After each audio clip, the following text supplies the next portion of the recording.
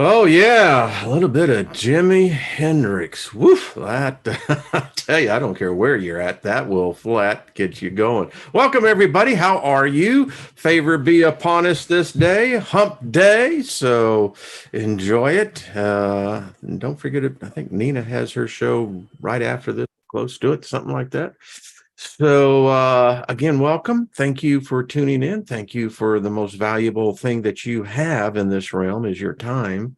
So I'm honored. Thank you. Far out. That's all I got to say. And after listening to today's music list, yeah, I mean, I'm a voodoo child. It's like, yeah, exactly. Cellcat, yep, I'm a voodoo child. It says, and the day I was born, my mama took me to the gypsy.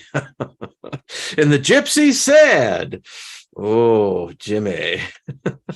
Here we go. Lost in Space. What's up? Good to see you. Mary Wins and Deborah. Shirley, how you doing? Paul, Joe, DC. Well, I'm just trying to keep up with everybody. S. Lee, good to see you as well. Jargo. So, again, the favor thing all over us. These are the times, folks, man, when, even if you're not aware of favor working on your behalf, holy crap. I mean, it's like, that's an important thing to do and have going for you. That's all I got to say. Say it all the time, say it proud, and say it loud, right? Okay, got that one going for sure. And then we'll hit there and then we're all good. Everyone's good. All right. And there we are. So it says, Steiger, you're alive. Yeah, I am. Everybody else is. Nothing missing, nothing broken. Be a part of our ever constant reality. I mean, that's perfection. I mean, you may have a different definition for it, but I think that one is really hard to beat. Describe perfection for me. Oh, not a problem. Nothing missing, nothing broken. I mean, how are you going to, what's your retort to that? Well, I don't happen to think that having nothing, you needing nothing is, yeah. Anyway, a lone light warrior. Love yourself. Yes. Favor from Mexico. Well, welcome, welcome, welcome. We love you, and you're amongst friends here. Lori, what's up? There you go, girl. Boom. That's all I got to say. Because, folks, I mean, I don't go places, my past, by the way, someone said, you doubt my veracity. All right, that's cool. Did you really work with Richard Petty? Yeah. In fact, this box is my design. This was a really good project. We were a startup and Sam Bass did the coloring and yeah, good days. True story. So I was coming back from Charlotte, North Carolina when I lived in Knoxville. And so driving 40 is, Interstate 40. And if many of you know that region, hello, Brenda, Milky's mom, you know that you have 40 goes over the Appalachians. And there are some pretty good curves there. A lot of people don't realize that West Carolina is really mountainous. It is, anyway, I digress. So I am pumped up, had a great meeting. I had a stack of Richard Petty photographs that, I had to get there and have him sign all these things. And I mean, there was like 1,000 of them. And so I'm heading back to Knoxville on 40, going through the mountain. And as you reach the apex there on the North Carolina side and coming into Tennessee, it has some pretty good grades to it. And I, along with about, I don't know, 6, 7 other cars, we're just, because when you have a sports car, that's what you do. Well, before we got into Tennessee, wasn't more than a mile from the freaking border. I tell you, it really wasn't.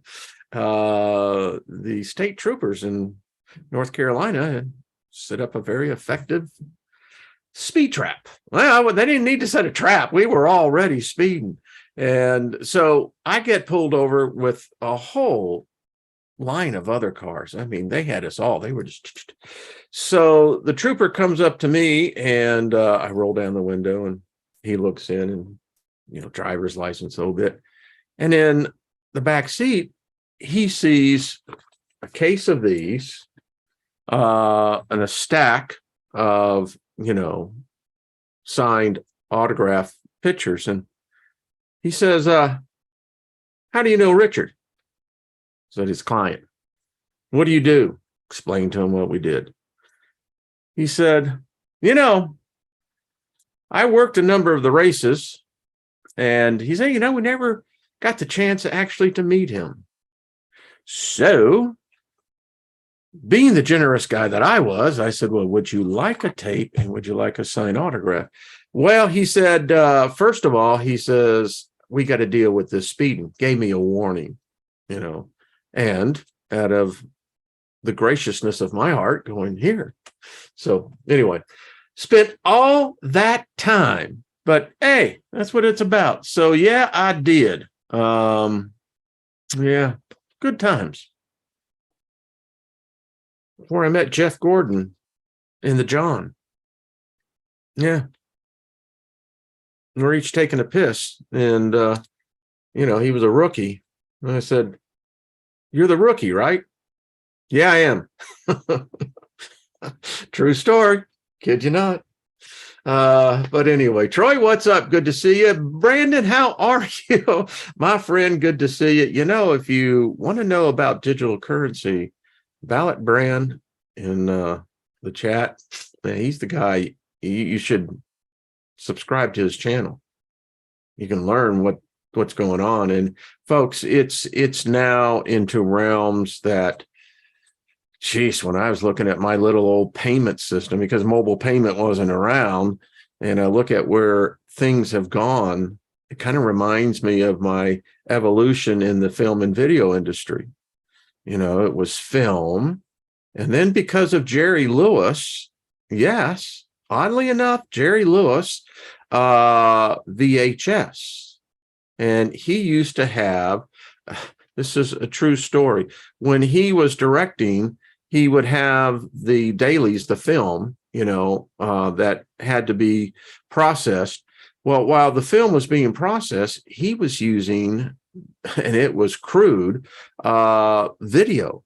Kinescope was really what was back in the day.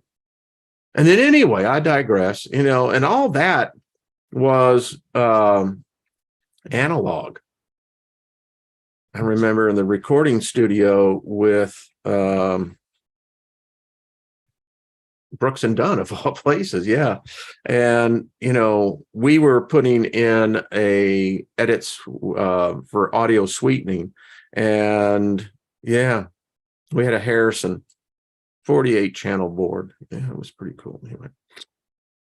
But anyway, as video went from analog to digital, we're now in this evolution of where everything physical is now becoming digital, including our money.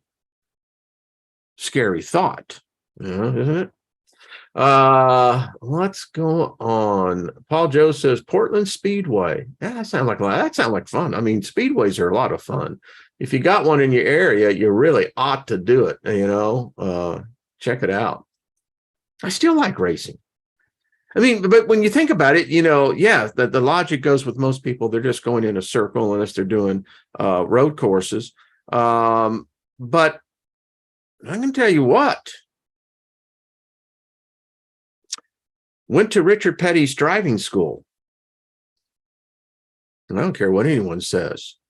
There are few that can do when you're traveling at 190, approaching 200 miles an hour on an oval. Boy, you want to talk about time travel.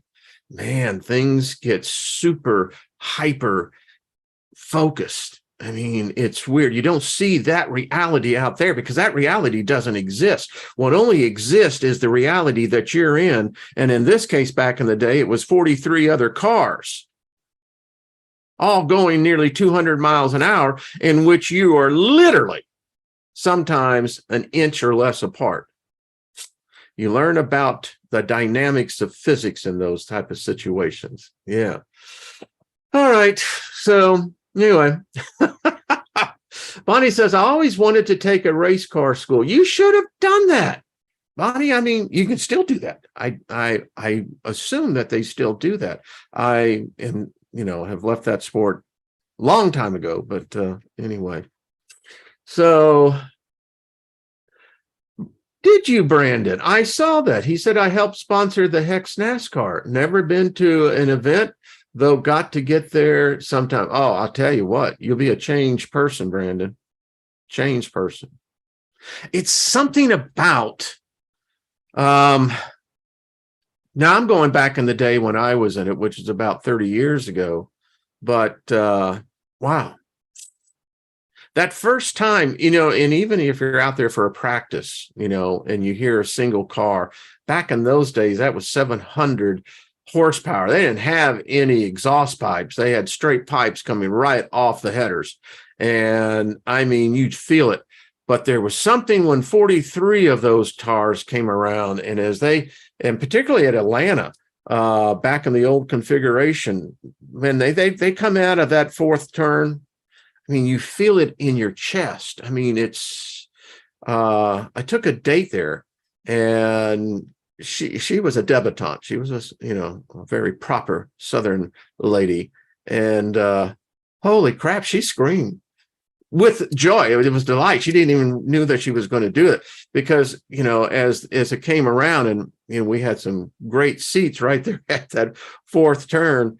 She just she said, I never experienced anything like that. I said, yeah. And as I think now, as I apply that to my occult studies, that's force. Force joined by like force begins to push inertia. Inertia begins to form momentum. I mean, and you're doing some serious audible vibrations. I mean, when you can hear it and feel it. Yeah. So anyway, I digress. Hello, JD. What's up? Good to see you. We will probably get started most likely next week. I have a email that I'll be sending out to you and Nina. And yeah.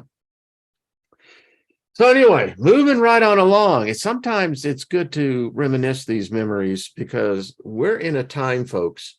Again, I don't really get into much of my theology teaching, but one of the subjects that I was fascinated with and spent a lot of time, I was a student of a number, Hal Sutton, probably one of the most learned men I knew on prophecy. And again, it doesn't surprise me where I'm at because I can look at where I came from and going, well, of course. I mean, it makes perfect sense. There you go, Nina. You betcha. Stretch a guitar wire over the exhaust. If it could take the heat, that would be something. Yeah. I mean, because it's damn hot. I can tell you, burn yourself. Nothing like being on pit row when those cars come in back. Oh man. Anyway, I digress. It is extremely important to reminisce and remember about good times because personally, I think that and the reason why I'm doing this show, I had another one lined up, was because of specifically what Xi Jinping, I can never get his name, XJING. It's like Jing, Xing, I don't know. The China dude, the head honcho. For 3 days, he's been meeting with Putin. And what he said yesterday actually caused the hair on the back of my neck to stand up, because the world missed it. Oh, they're not going to miss it for very long.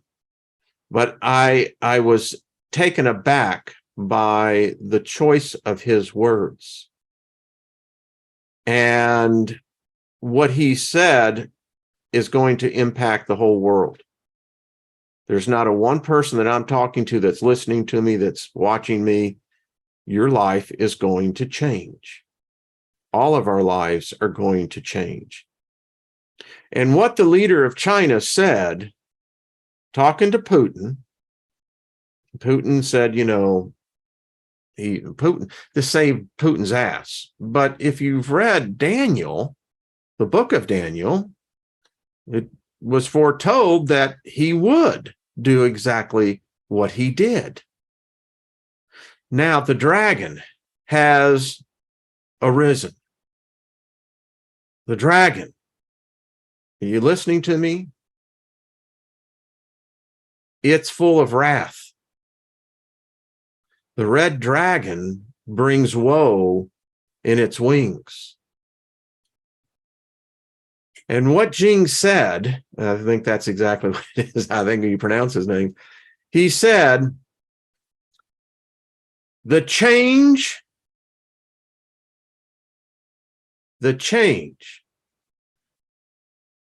is here. What has lasted the last 100 years, it's history. That reality, that world is gone. Just me, my personal opinion on this. We all have a right to our own opinions, deducting from what you can read in the mainstream press, any type of the press. China is going to attack the United States. Well, not directly initially. I fully expect by the leader of China's words, he gave the warning. The world didn't listen. And to downplay China's importance on your life is very risky. Now, I don't know if you prep. I don't know what you do. You may be a person of such great faith where you just live on faith alone. There's been those that can do that. But I can tell you this. And the thing about it is, our species has become so blasé with stuff like this. It's nothing. So Russia and China formed a pact that's been prophesied for nearly 4,000 years that it was going to happen.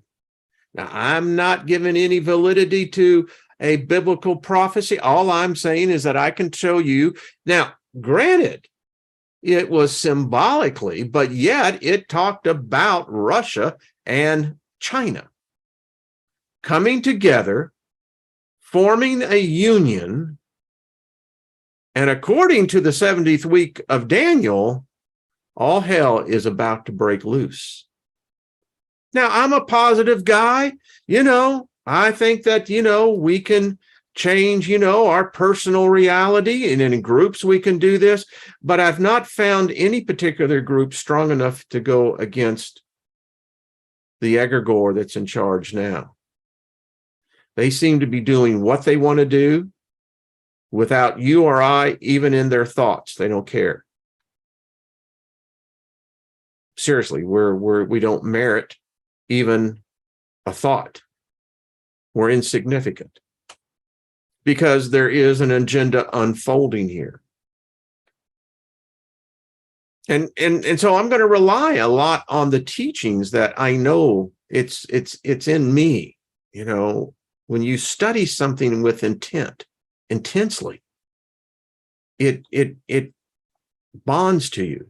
So I know about this. I know at least the interpretation. A lot of it is symbolic, but I'm well versed now on sigils and, symbology.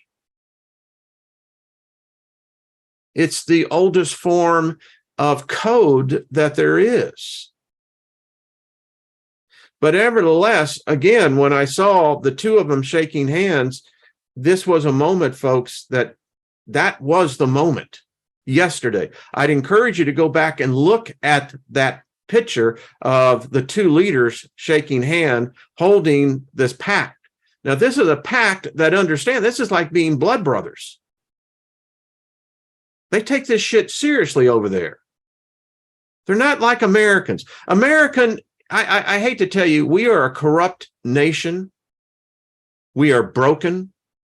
We've lost our soul. We've sold our soul as a nation. We are on the decline. We once were a great superpower. We are no longer there. And don't think that just because we have a nuclear arsenal that sometimes that gives us leverage. It gives us very little leverage. You know, the proverb is true. A house divided against itself cannot stand. That goes for a marriage, a business, a country.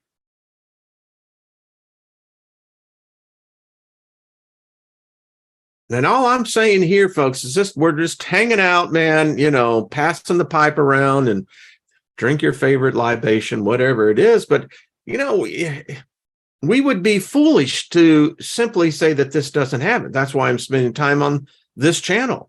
Your time is very valuable as mine. But I do know this. You can say, well, it's just a coincidence. Fine.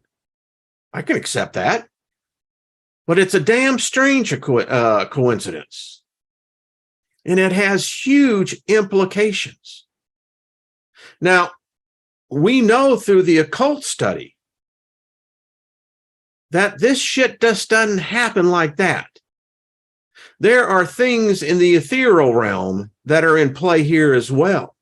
I think more than ever before, there are beings who are now getting ready to step back up to the plate. And I think it's going to blow our freaking little minds. I mean, we're a species that don't even know what sex we are. I mean, what do you say of a species that gets that confused? It leads to other things that are not good. You could say that the plumed serpent has arose as well. And it doesn't like what it sees that it's taken place in its land. In this case, if you're listening to me in the United States, it's us. We are a profane nation. We are a nation of liars. We are a nation of deceivers. This is what we do. We're all conditioned to it. We accept it. It's part of the reality of this thread of life. We live in a realm of false deceptions and illusions. Deception is everywhere. I think one of the greatest tragedies of technology is that it has taken man's soul and replaced it with confusion and doubt. No one can be sure of what is supposed to be what is. Bill Clinton depends on what is. And we'll continue to study the occult. And you know, this laying it out there, I mean, we've given a lot of time to these, and again, they could be simply thought forms. I'll wait until we get a chance to ask them, because the question is, and I haven't had any angel coming up and saying, well, Steiger, it's like this. I mean, when did they come into existence? Maybe they're that much older than we are, collectively as a species. Thank you for hitting the like button. Appreciate that. Thank you very much. Feed the machine. But So we're going to find out about these divine ones. Demons, I mean, that's so religiously, I mean, to me, it's almost a slang word, so I think respect is met with respect. Trust is earned. I never trust anyone just like that. Used to. And you get wiser because you find out that human beings by nature are deceptive. Should we be surprised that our leaders are not just as deceptive? They lie. In fact, lying is now considered to be the truth. And the truth is now a lie. That's some weird shit, folks. I mean, I have taken hundreds of trips on LSD, mescaline. I mean, yeah. I can say this quite literally from experience. I never met a spirit, an entity that was like a human. Yeah. And it's a strange reality. I feel like I'm in an episode of Fire Sign Theater. I really do. I'm in an episode of Nick Danger, Third Eye here. That's all I got to say. And if you don't know or have ever listened to Fire Sign Theater, do it. They're on YouTube. Check them out. Subscribe to their channel.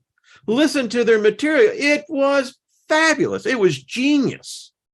It was the type of humor that when you're tripping your ass off, man, you get right into the scene. Ricky Rococo. Yes. Okay, so and we look at these metaphors that we use. The dragon, the United States is represented by the eagle, although it came close to being represented by the turkey. Turkeys are damn smart. I found that out when I went turkey hunting one time. Froze my damn ass off in this tree, sitting at the base of this tree because we had scoped it out. Sat there for like 4 freaking hours. Decided to get up. Do you know what was above me? Yeah, the damn turkey. Not one, but 2. They sat up there, no doubt watching me. And I hadn't a clue that they were there at all.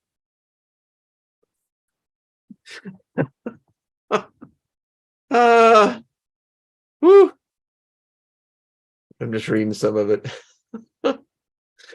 So, the eagle versus the dragon. Isn't that a good metaphor, a challenge? Just think about that. Nina wrote that, and it's true. The eagle's going to get his ass kicked. And the dragon, I mean, are you kidding me? He looks at the eagle and, yeah. Can I have that barbecued next time?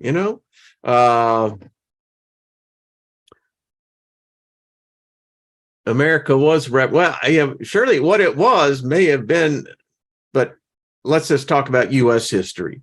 I don't ever remember the Phoenix. I could be wrong on that, but I don't remember it. But that doesn't mean it isn't there. Turkeys are way smarter than eagles. That is the point, Scotty boy. You get the gold star. You get to get past go. Hey, John, what's up? But it's true.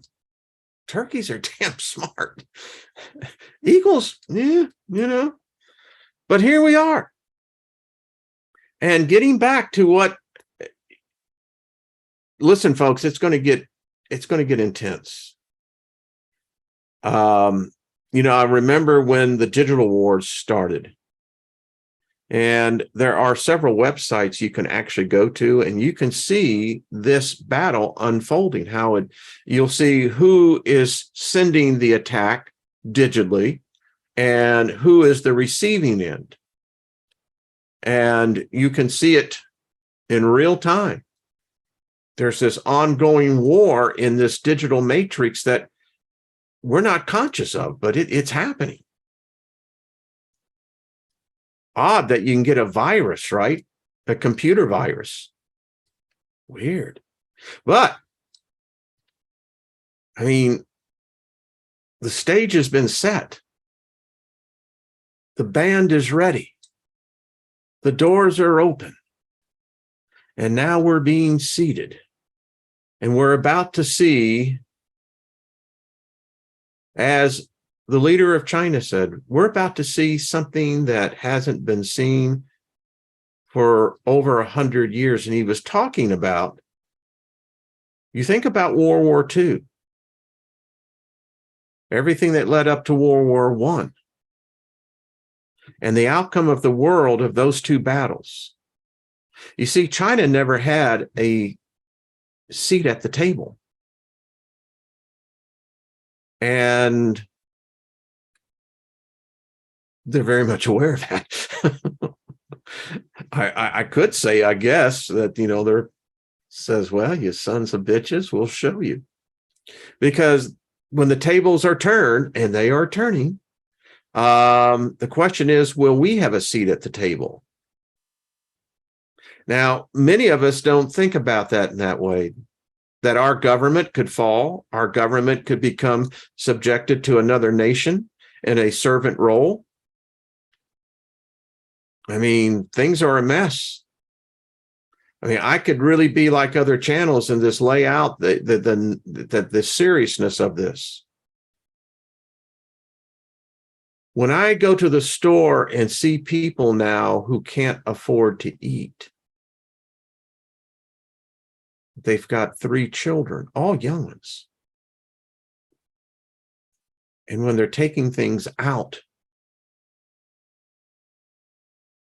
when you begin to see the rules are no longer followed, when decorum has left, we're left with anarchy. And the problem with that is, it's almost like it's been by design, because we're here in the United States, we're tearing each other apart. I mean, it's out there every day. And when you're preoccupied with that, you've kept your eye off of something that you should have been watching. Remember, I did the distraction is the goal. And when it hits, it'll hit, as I was given the term, in a minute, nothing will be the same. In a day, everything will change. So what does it mean? Well, it means that there's going to be a mess. So can the occult help us? Well, I don't see how it could do any worse than what we've already been subjected to.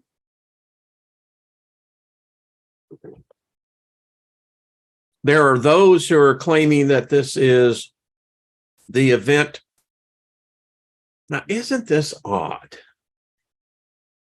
So on one side of the coin, you've got those who say, well, this is prophecy that there is going to be this dude called the Savior who comes from the clouds on a horse. Now, I don't know if it's a Pegasus. I don't know, but apparently it's a white horse.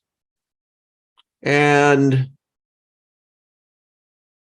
it's got, when he speaks, there's lightning that comes out. Okay. They're preparing us, this is weird, about a mothership. That story is not going away. And the odd thing is, I actually read an article where they're serious. Apparently, there is, in fact, a mothership on its way. Now, would it be not odd that if you saw China attack Taiwan at the same time that you have this phenomenon going on up in the sky, and, however that technology works? Wow, that would really put us all in a tailspin, wouldn't it? And the sun lets off like, an X-30 flare right at us. Well, goodbye, internet. Goodbye about everything. I'm just throwing it out there. Bonnie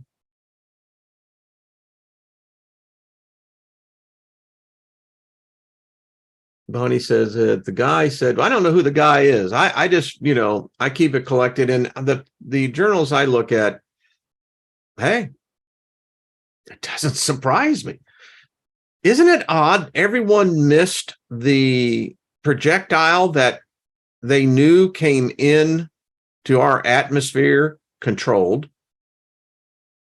And it looked exactly like the mothership that, or the scout ship. You see, what gets me, and I'm just putting this out there, I think we're so arrogant as a species. We really think we know everything. And today, someone can say something over here, and suddenly now it becomes repeated by everyone over there. And over there begins to say, well, we heard it over here. And then over here says, see, we heard that, and you're going, okay. It's almost like a TikTok thing, it's like, okay.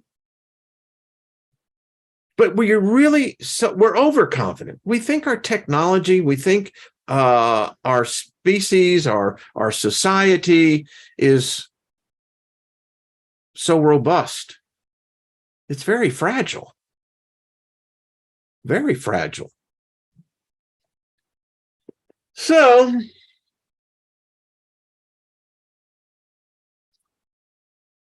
I don't know who this guy is, but I don't know. That's the problem. When I get into this in the comments, like, what? What are you talking about? Jerry Falwell sounds like the kosher entrance. Joyce, you're right. Nobody has the same story. That's just how it is, I taught sales professionally. I can guarantee you that if all I need really is less than 2 people in a room. And I can say to one, and they can say to the other. And when I talk to the other person who spoke to the other person, my story's already changed. Just saying. Says, instead of taking responsibility and getting informed and prepared, they're looking outside their self for someone to come save them. That will be their, and isn't that the truth, Monkey? Exactly. I mean, I really wished it was this unicorn and, lollipops and, I hear little Sammy Davis Jr. singing the Candyman. The Candyman can, if the, you know what I'm saying? But it ain't. It's Aphrodite's child, the 4 horsemen. I mean, that song is intense. I'm just saying. Ronnie says, rumors. Yeah, I love the music. Hey, Claudette, what's up? Good to see you, dear. Blazing River says, people were saying UFOs were here to witness the ascension. Maybe someone got the okay to save our sorry asses from the pole reversal. Yeah, but you know what? That mothership would have to be a big craft. And quite frankly, I'll just say this. If there was a higher intelligence, if such a thing does exist, it already knows. It's not going to save this sorry species from anything. They can't. We're contaminated. We're a broken species. I mean, you can take 100 of the most loving, peaceful people in the world and then take them off this planet. Do you think that all of a sudden, all the tendencies, all the potentialities of a personality going angry, jealous, envy? I mean, I can just go through the whole thing. You don't think that would play into role? What do you say, Sky Pilot? Don't remember the Sky Pilot. Yeah. That's just my take. If there was a mothership, they would have to keep humanity quarantined. Because if evil doesn't exist, we created it. And quite frankly, I don't know if evil exists out there. If it does, then this is all for naught. I mean, if evil exists in the way that it exists here on this planet, in our species, I think the universe is fucked. If that contaminant is out there and then came here, It just proved my point. And we're all sitting around, thinking, well, sure. There you go, Joyce. Little afternoon delight, right? I mean, folks, I'm seeing the chat room. Tell me, would you take a human being off of this planet and put that human being into another planet? And again, the conditions, atmospheric, chemical, I mean, they would have to hit it a grand slam. Don't know.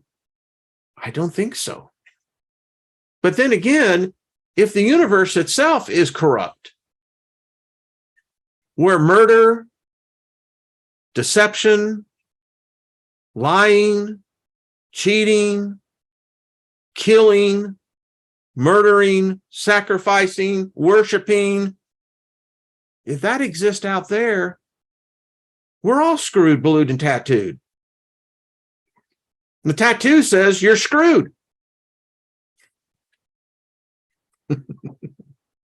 Don't keep talking about Lilith. Got to go watch the Library Lilith series. And by the way, that would be the best book I would recommend, and I'll send it to you, the person who sent me the email. And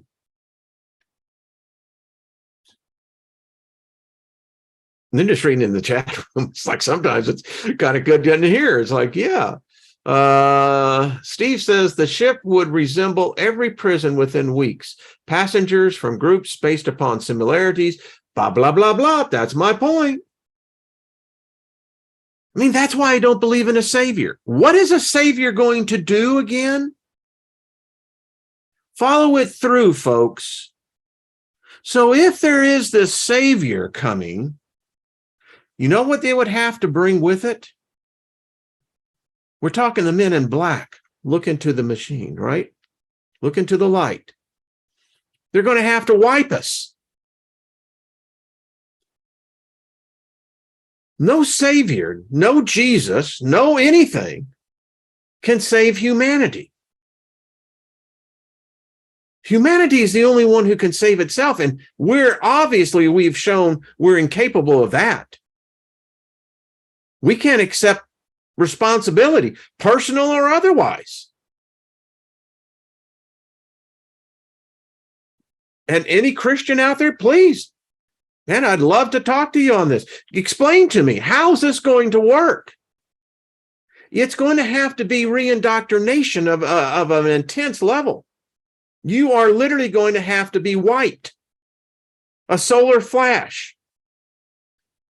And I'm not talking of the physical kind, although the physicality of the organic mass would represent that of the spiritual matter. And quite frankly, that sounds like a prison camp. If you're telling me, with all my faults, with everything that is frail, all the imperfections, but I'm just as perfect as I am imperfect. So what is a savior going to do for me? Unless it wipes that element, that aspect of the personality of the soul that it doesn't like or kill. They're really good at that.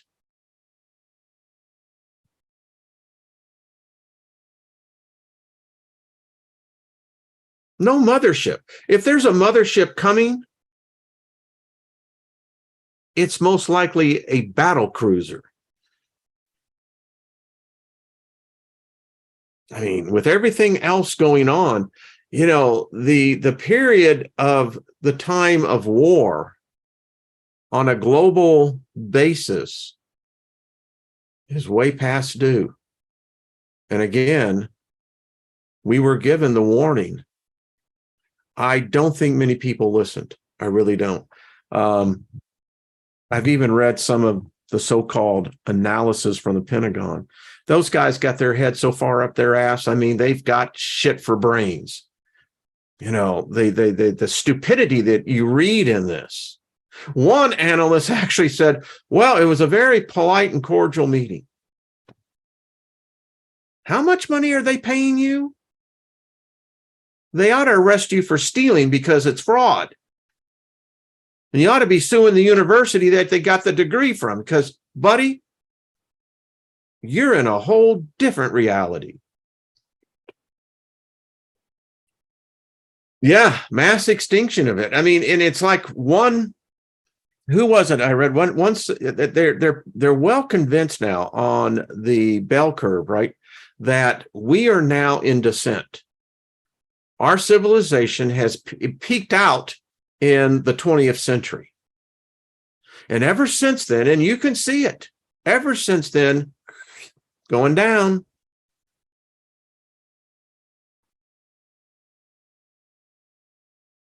And you know, this conversation we're having here today, it's it's somewhat frightening, actually, because you think about it. We look at things of what we are individually. My opinion is that we're spirit beings. And when I look at all the possibilities out there, the one that seems to be the one that always seems to come to the top is that we're prisoners. We're not here by our own choice. And I want to address the thing about reincarnation. Last night in my sleep, I go to places, and sometimes it's literally a classroom. So my spirit guide said this. Maybe it's my higher consciousness. So you talk about judgment. You talk about reincarnation. We got paradox here. If I go through this life and suddenly I meet judgment, yada, yada, yada, yada, yada, yada, about all the things in your life, yada, yada, yada, yada, yada. And now we are going to what? Because if you believe in the recycling machine, how can you judge me? I'm going to be reincarnated again. So how does that work? If we've been judged and sent to a place called hell, well, maybe this is what it looks like. Every life you go through, you gain a little bit of hope. And if you get far enough off the path and stay into the path, particularly the left-hand path,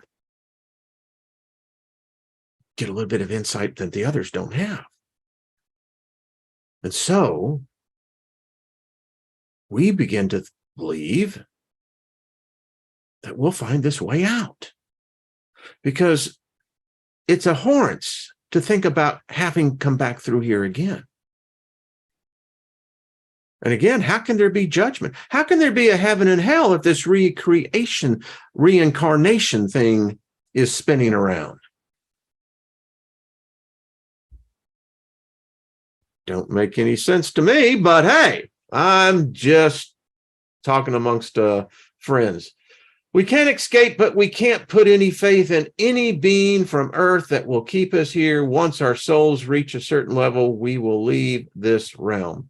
Chris, right arm. That's all I got to say. May your words, in fact, prove to be correct.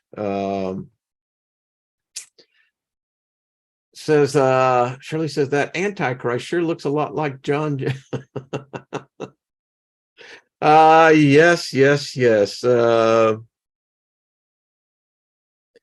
I mean, I'm just throwing it out there. You know, I have been on this planet for well over 24,000 days. And, and I'm thinking, well, you're telling me that this used to be the biggest fear I had, because that's what's ingrained into you. That's where they get the hook in. Well, if you ever leave, your name going to be striking out of the book, and then you're in deep, deep, deep caca. Because God's pissed at you. Oh, shit. I don't want God pissed off to me, and that's how they keep you. In the meantime, as I've said before, I saw more adultery and fornication going on at churches and their retreats and what have you. And I'm going, I'm obviously not in the inside circle on this, Marie says, be afraid, be very afraid. Absolutely. Because that's how they get it. And and the thing about it is, when you start laughing at them, oh, that pisses them off. Talking about the spirits, you start laughing at them. Hell, they really are, I tell them all the time, suck it up, cupcake. If you're going to be around us, you got to put on the big boy britches, the big girl britches, I'm just saying.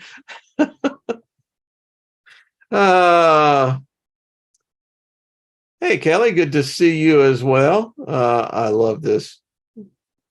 Y'all are some of the best people out here, I tell you.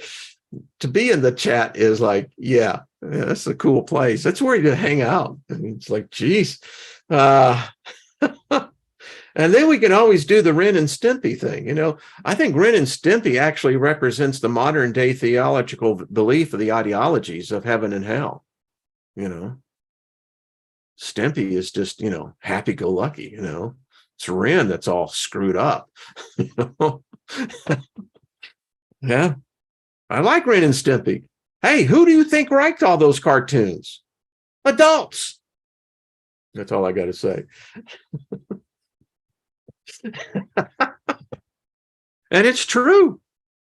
Kids ain't writing those cartoons. It's the adults. What was the one I always thought the writers were really the Angry Beavers?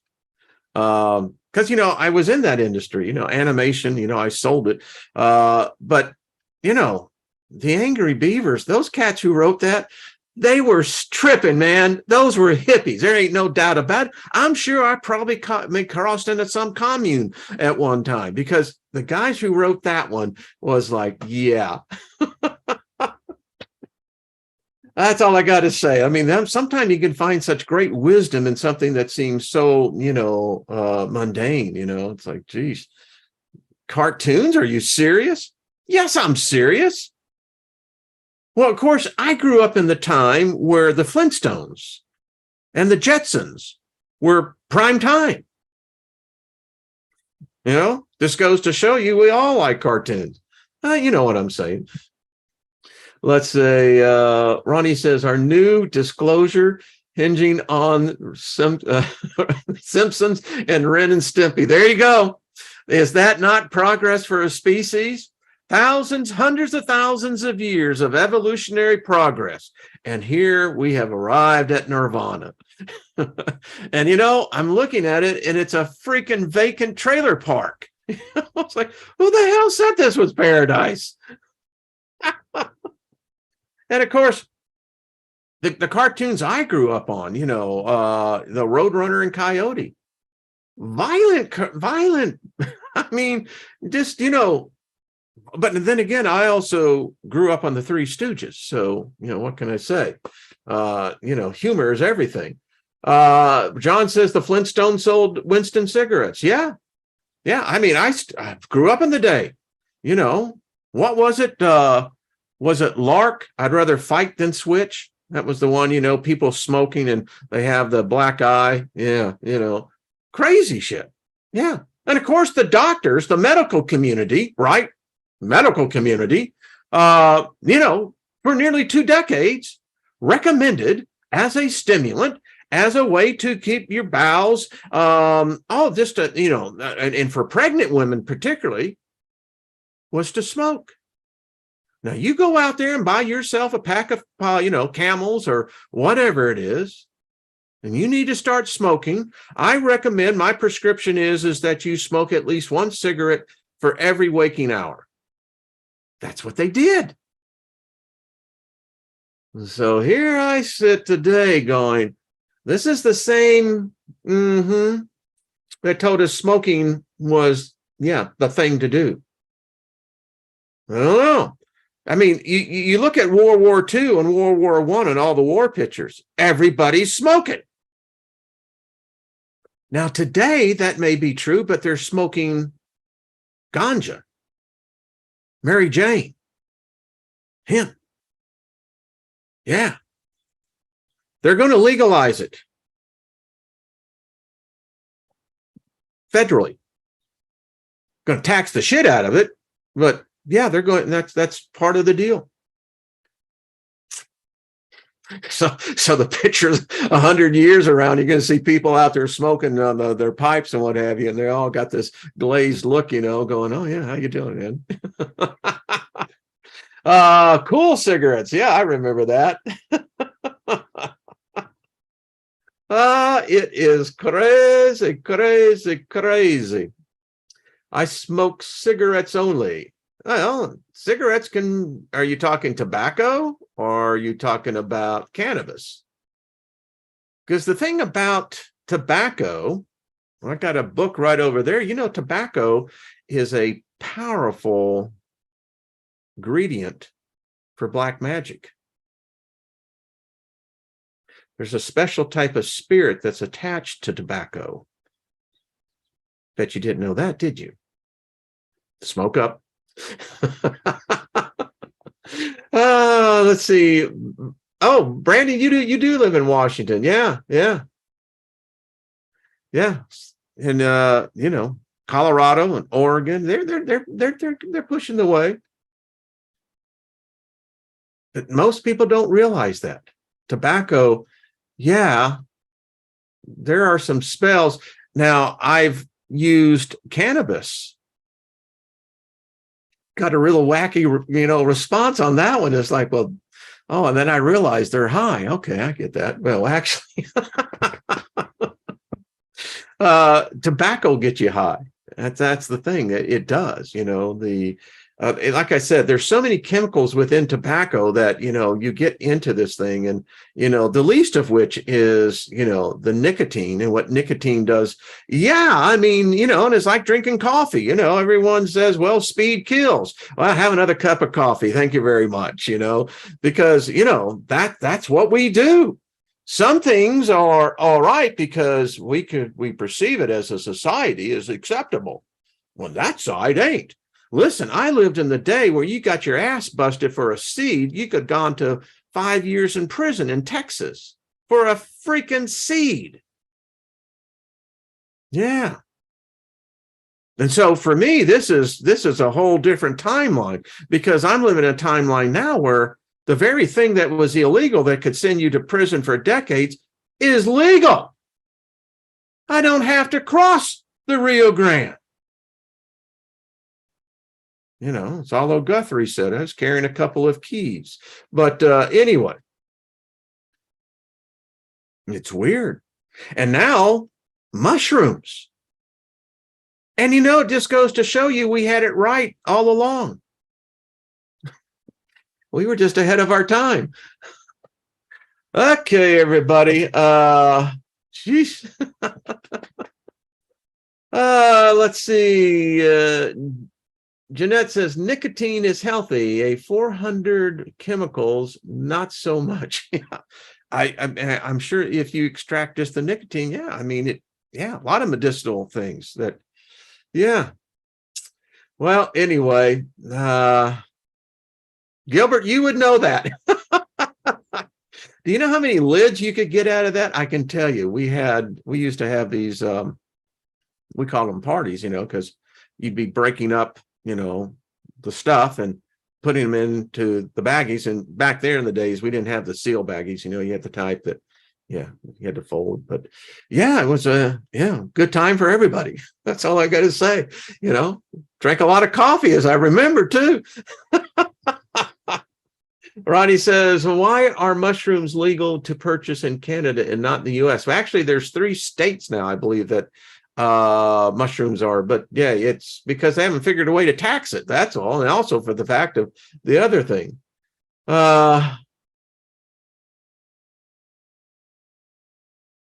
It had to be. Would you say Revelations on that, K-Town? Yeah, yeah. All right, folks. Well, I had a completely different thing. We'll just get into it tomorrow. But seriously, these are the good times. Us coming together, having some laughs, being able to talk, making the memories, making the bonds. These are the good times. And no doubt we'll look back with fondness and with great joy and happiness on these little get-togethers.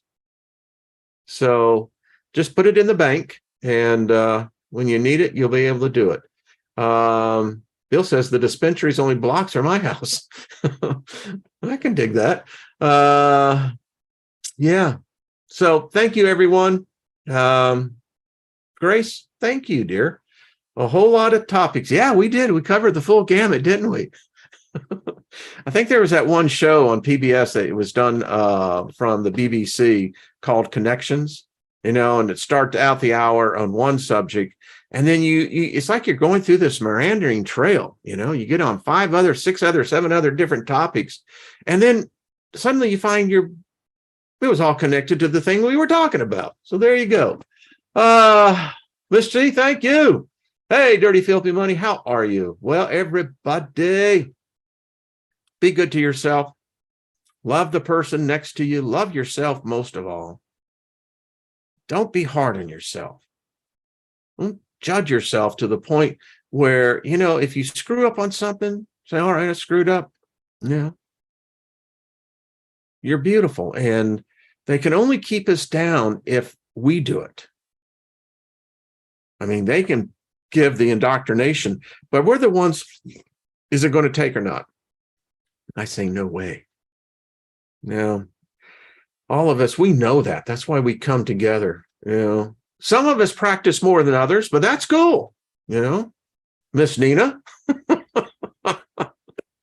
All right, everybody. Much love to you. We'll see you tomorrow. And as they say in cowboy land, happy trails until we meet again.